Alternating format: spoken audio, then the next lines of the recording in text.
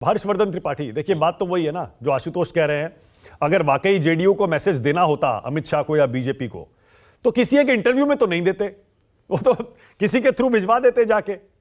तो ये इसका मतलब पब्लिकली ये मैसेज देखकर आशुतोष की जो दूसरी वाली बात है वो ज्यादा सही लगती है मुझे भी, कि शायद इंडिया गठबंधन में पहले से जो मतभेद दिख रहे हैं उनको और मजबूत करने की कोशिश है। ये एक चाल है, स्ट्रैटेजी है। माना कि देखिए, राजनीति तो रणनीति के लिहाज से चलती है। राजनीति और है क्या, उसको आप चाल शब्द कह दीजिए या कहिए कि रणनीतिक प्रबंधन किया जा रहा है। हाँ। और नीतीश कुमार क्या कर रहे हैं? नीतीश कुमार ने जिस तरह से चुनाव के बीच में, 5 राज्यों के चुनाव के बीच में भरी सभा में बोल दिया, अरे कांग्रेस को तो चिंता नहीं है गठजोड़ जोड़, ये सबको तो कुछ करना ही नहीं, लेना देना ही नहीं। वो क्या था? वो क्या चाल थी कि दांव था कि दबाव बनाना था? क्या था वो? जनता दल यूनाइटेड के राष्ट्रीय महासचिव केसी त्यागी, उन्होंने क्या कहा? भाई, भारतीय जनता पार्टी तैयारियों में बहुत आगे है, हमसे ज्यादा आप नहीं जानते, हम उनके साथ रहे हैं बरसों, और उसके बावजूद आप हमारी सुन नहीं रहे हैं। न सीट तय हो रही है, न संयोजक तय हो रहा है, और फिर लगे हाथ ये भी कहा कि अब तो नीतीश जी संयोजक वगैरह से बहुत आगे मामला चला गया। और अभी राजीव रंजन जी ने क्या कहा? राजीव रंजन जी ने जो कहा वो इस सब का सार है। उन्होंने कहा वो महानायक हैं इस गठजोड़ के, और एक पुतले को चाबुक से रोज पीटा जा रहा है। इसका मतलब समझते हैं? राजीव रंजन जी ने वो बात कह दी जो शायद वो सीधे नहीं कह सकते, और नेताओं को कहना भी नहीं चाहिए। नेताओं को भी टेबल पर समझौता करना होता है, कभी कमरे के बंद कमरे में, कभी बाहर, कभी हाथ हिलाते हुए, कभी हाथ जोड़ते हुए, कभी हाथ मिलाते हुए। नीतीश कुमार का जो हाल इस गठजोड़ ने किया वो अपमानित करने के सिवा कुछ नहीं। और मैं आज की नीतीश कुमार की राजनीति का प्रशंसक नहीं हूं, मैं नोट पहले डिस्क्लेमर लगा दूं। आज जो कर रहे हैं मैं उसका कतई समर्थक नहीं हूं।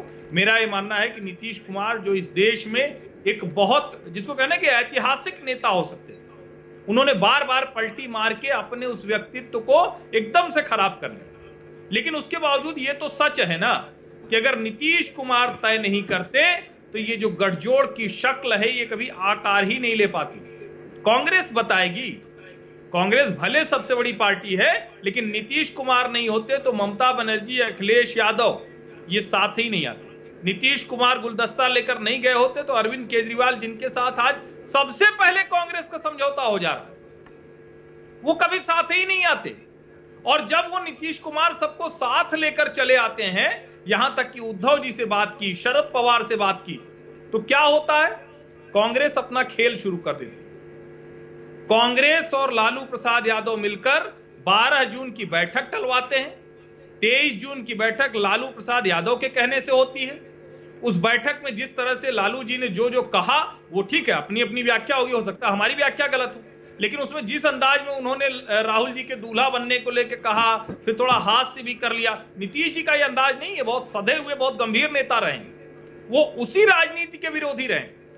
और आज अगर आप ये कहेंगे कि नीतीश जी अपनी राजनीति आगे बढ़ा रहे हैं, जो अभी राजीव रंजन जी ने कहा, सच है, लेकिन क्या वो सारी राजनीति लालू जी के खिलाफ नहीं पड़ी हुई है?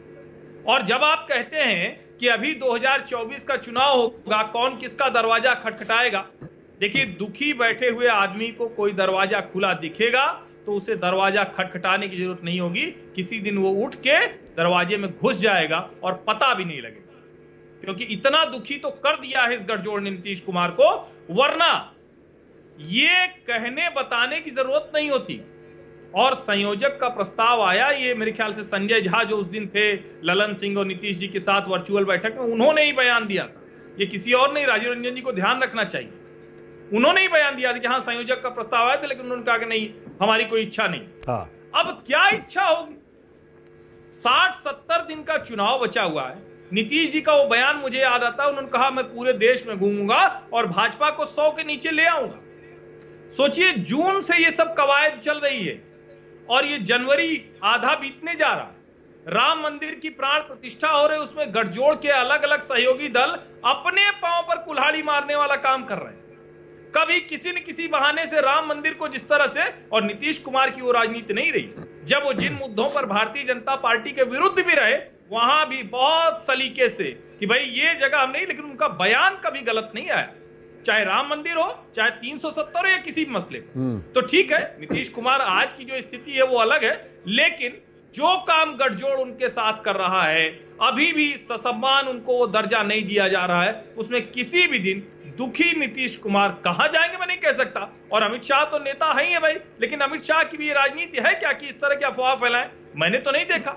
गुजरात से लेकर आज तक अमित शाह की तो राजनीति सीधा बोलते हैं, बहुत ब्लंट बोलते हैं। ऐसे में अगर वो कुछ कह रहे हैं तो निश्चित तौर पर उसके कुछ मायने हैं। आप उसको दांव समझ लीजिए, चाल समझ लीजिए, दबाव समझ लीजिए, राजनीति इसी सब की है और है क्या। बिल्कुल सही है। अब आशुतोष और हर्षवर्धन त्रिपाठी दोनों की अलग अलग राय है।